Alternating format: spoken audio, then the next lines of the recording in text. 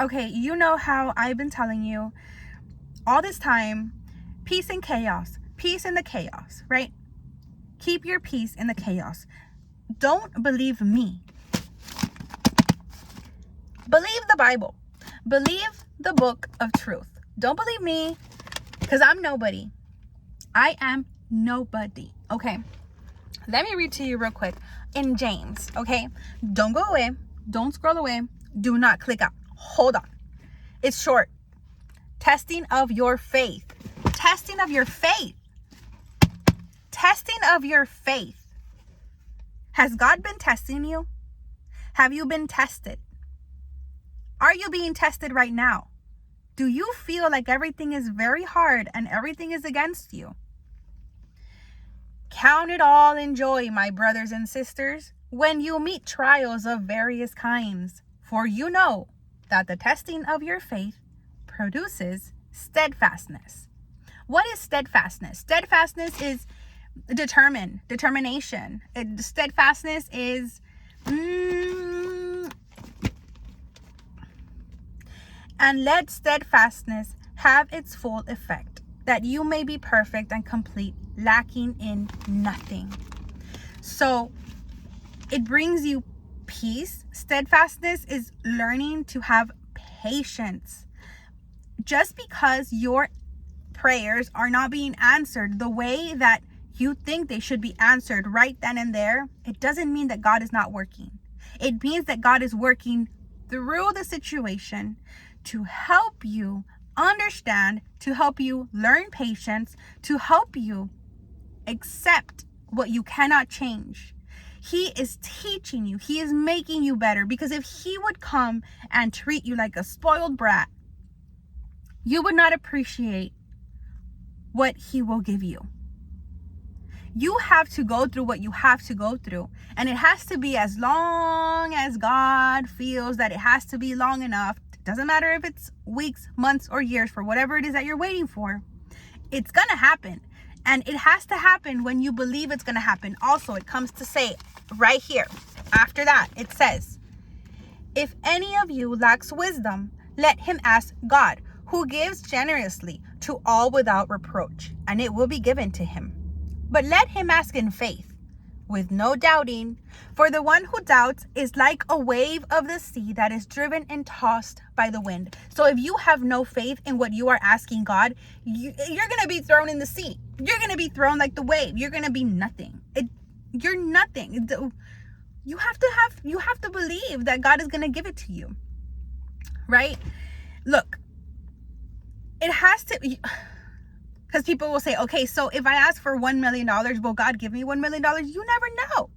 You never know. Will God give it to you tomorrow?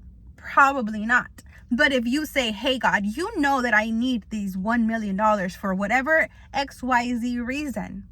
And I know for a fact that you are a God, that you can give this to me, right? You can give this to me if you really wanted to. And if it's your will, I know that it's going to happen. But you also have to know that if it's not in his will, it's not going to happen. But you have to know that if he wants for it to happen, it can happen. Do you know the difference? You have to learn to accept and to know the difference between, okay, if God doesn't want to give it to me, it's because he doesn't want to give it to me. It's because it's not mine yet. He just doesn't want it to happen. But if he really wanted it to happen, it will happen. Whatever it is, whatever reason it is. So whatever situation you want to apply it to. And if it hasn't happened, it just hasn't happened, because you have to know that if it hasn't happened, it hasn't happened because it's either not time or it's not God's will. And you have to accept that. But you cannot ask without faith. Even if it doesn't happen, you have to keep on asking with faith. And knowing that if he wanted it to happen, it's going to happen. For that person must not suppose that he will receive anything from the Lord. So if you are doubting, then you're supposing that you're not going to receive anything from him. He is a double-minded man, unstable in all his ways. You have to be firm. You have to be firm in God's faith. You have to know that God is there for you every time, no matter the situation. And if you are going through hardship, if you are going through, what was it called? And trials of various kinds. If you are going through trials of various kinds, know that it has to happen that way so that you learn to have patience, so that when it comes, when that blessing comes, that blessing that you're waiting for, whatever it is that you've been praying for, when that blessing comes, you have learned to be so patient. You have learned to be happy no matter the circumstances, because you have had God by your side. No matter what has come your way, you have learned to have patience. You have learned to love God anyways. If something bad has happened, you have not said, why God? Why is this happening to me? You don't question God. That's why you get your blessings, because you don't question God. Because you have learned to have patience and understanding that everything happens for a reason. Everything happens for a reason. When you are walking God's path, when you are walking God's will and doing God's will, everything happens for a reason. Everything is a synchronicity. Nothing is coincidence, ever.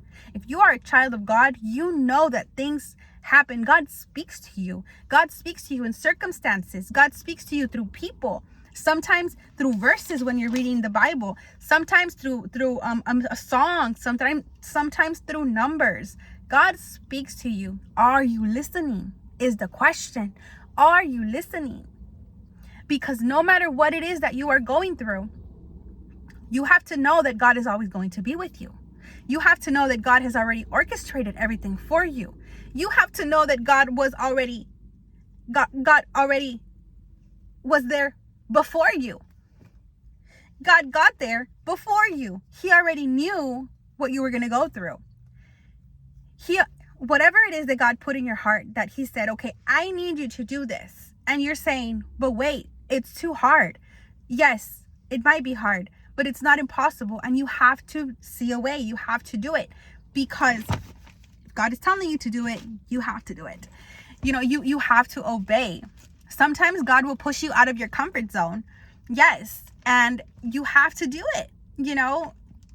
He's pushed me a lot of times out of my comfort zone. And do I listen all the time? No, not 100%, because I am not perfect. But I get conviction, right? I hear God telling me, okay, I knew you weren't going to do it. I knew you weren't going to do it.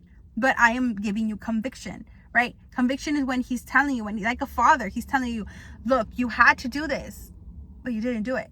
But next time that you get the chance, the opportunity, you need to do it, because you didn't do it last time. And I'm telling you to do it. Okay. So whatever it is for you, it all applies to us in some way. So I recommend that you go to your Bible. And if you don't have a Bible, you can Google it. You can Google everything on James chapter 1. And it's just a little piece. Go read it so you know that I am not lying. So whenever I tell you that, okay, you are going through something hard in your life and you just have to keep on going and you have to be happy about it anyways, whenever I say those things, it's not just me speaking. It's the truth. It's right there. It's in the Bible. It's in the book of life. Okay. So I love you guys. I just wanted to make this video really short. Just a friendly reminder that God is always with us in every situation. God is always with you. And if you feel distant from God, believe me, it's not God being distant from you. It's what are you thinking about? What are you feeding your soul, your mind, your heart, your thoughts? What are you feeding yourself into? What are you listening to? Who are you surrounding yourself with? Because all of that matters while trying to get close to God, right? I'm not saying all the people are bad. I'm not saying all the music is bad. I'm not saying, just what is your priority? My priority right now is trying to get close to God. Every day I ask him, I wake up in the morning and I tell him, Lord, please guide my day. Help me in any way and use me in any way. I am here for you. I want you to guide my life. I want you in my life. Like I want that connection with him. I desire that connection. I desire his wisdom. And that's how you should wake up every day, asking for his guidance, asking for his wisdom, because when you ask for wisdom, he will give it to you. And if you don't have wisdom, you have nothing. Sorry, that's why my channel is called Wealthy Within Wisdom. Also, if you want to join, if you want to contact, you want to buy my book, you want more information, everything is linked down below, okay? Also, if you want to make money and you want to resell my book, you can just go buy it and then just go resell it. I have had some couple of people already buy my book, and if you have any questions, let me know in the comments, because I really want you to read the book and I want you to also resell it, because I want you to make money. I want you to be financially free. You know, I want you to start making money out of it. That's the only reason I created it, to help other people financially and spiritually. Okay. And all right. So I love you guys. Take care and see you in the next video.